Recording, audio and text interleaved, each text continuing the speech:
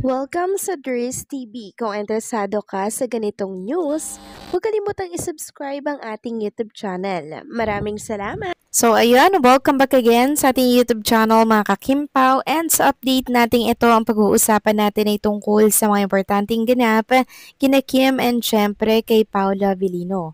Pero bago po ang lahat, maraming salamat sa inyong patuloy na pagsuporta at pagsubaybay sa mga daily update natin.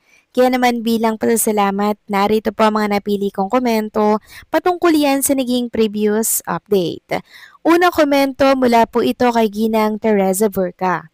Sabi niya dito, bashers na inggit sa Kim Pao, malala na ang sobrang inggit sa natatamasang kasikatan ng Kim Pao. Sampulan na yan kung may mukha pa siya na ihaharap sa tao.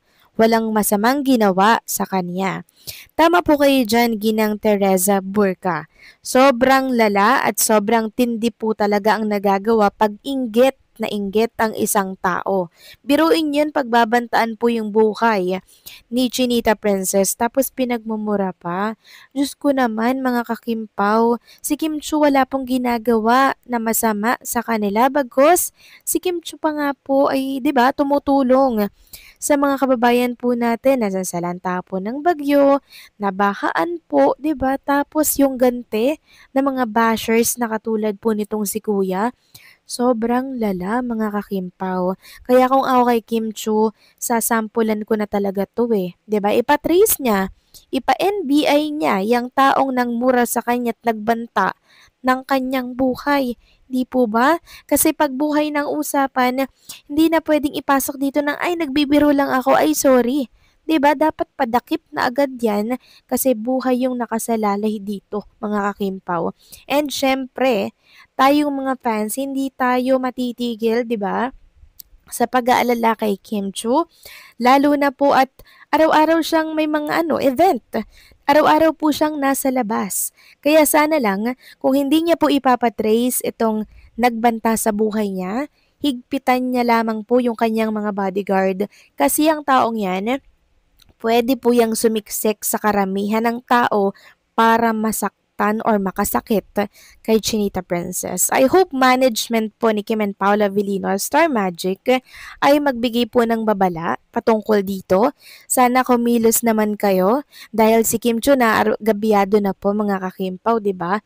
So hopefully kalampagin niyang Star Magic nang sa ganun ay matakot naman itong mga nagbabanta kay Chinita Princess. So maraming salamat sa komento Ginang Teresa Burka. God bless po sa inyo and mag-iingat kayo palagi. At ang next comment naman mula po kay Ginang Marlene Horda.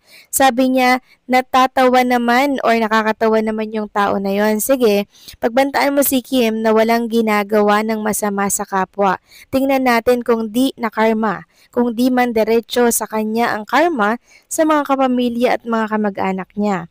Huwag niyang delete mga post niya ha, tingnan natin kung di siya iyak later sa mga pinagsasasabi niya against Kim. So kahit i-delete niya po yon, Ginang Marlene Acorda, na screenshot na po at kalat na ngayon ito sa mundo ng social media, and hopefully nga po mag-trending yung tungkol doon nang sa ganun makarating po ito kay Kim Chu and syempre sa management ni Chinita Princess dahil hindi nga to basta biro, hindi to pwedeng gawing biro mga kakimpaw, lalo't si Kim Chu na ang pinag-uusapan dito.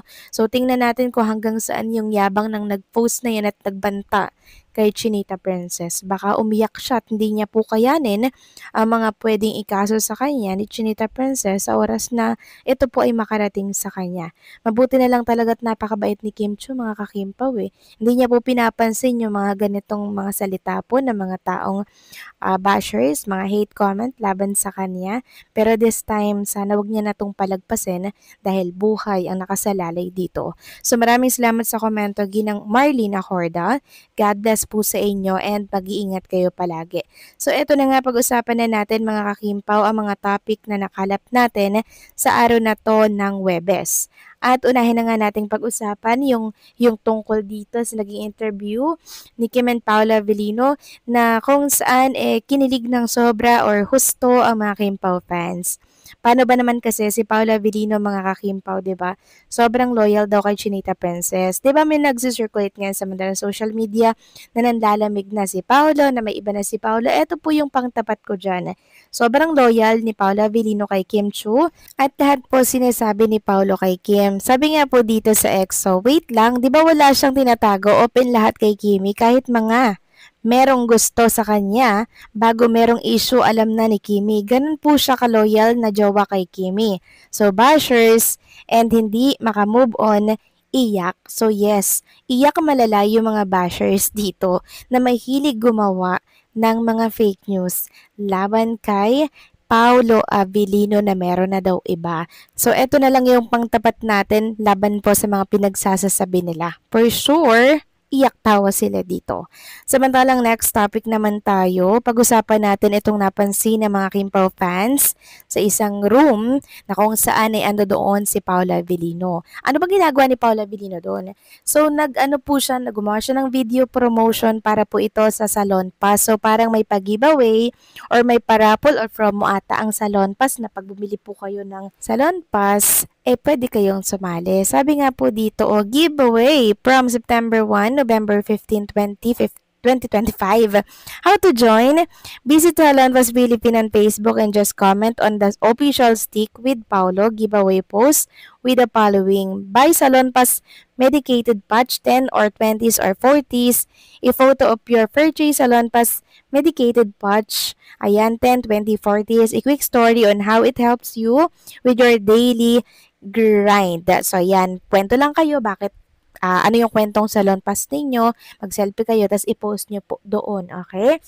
Tapos, habang si Paolo nga po ay nagsasalita mga kakimpaw, may mirror kasi doon sa likuran niya. So, nagre-reflect kung sino po yung kasama doon. And nakita nga po ng mga netizen na andyan si Chinita Princess sa salamin. Ayan po mga kakimpaw, oh. Nakita at nahagip si Kim Chiu sa salamin kasama po ni Paolo sa isang room. Sabi nga dito ng isang post sa Facebook, yung isoko mo ang face sa gilid, reflection in mirror, especially yung upuan. So, ayan po, sa dressing room, magkasama si Kim and Paolo Avellino. At maraming nagsasabi na all-out support si Chinita Princess sa mga ginagawa po ni Paolo Avellino, katulad nito, video po promotion for Salon Pass na ini-endorse niya. And andyan si Chinita Princess kasama niya.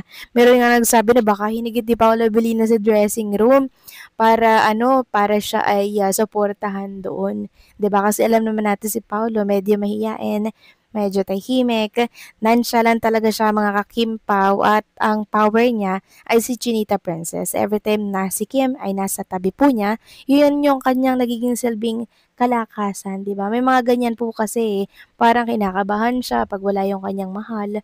So si Paolo siguro ginagawa niya pong lakas si Chinita. Kaya sa mga nag-i-issue po dyan kay Kim and Paolo Avellino, eto na lang po yung mga ipapakita namin na pambasag sa mga kinakalat ninyo. So paano mga kakimpaw, hanggang dito na lamang po ang update natin. Maraming salamat sa patuloy na pagsuporta.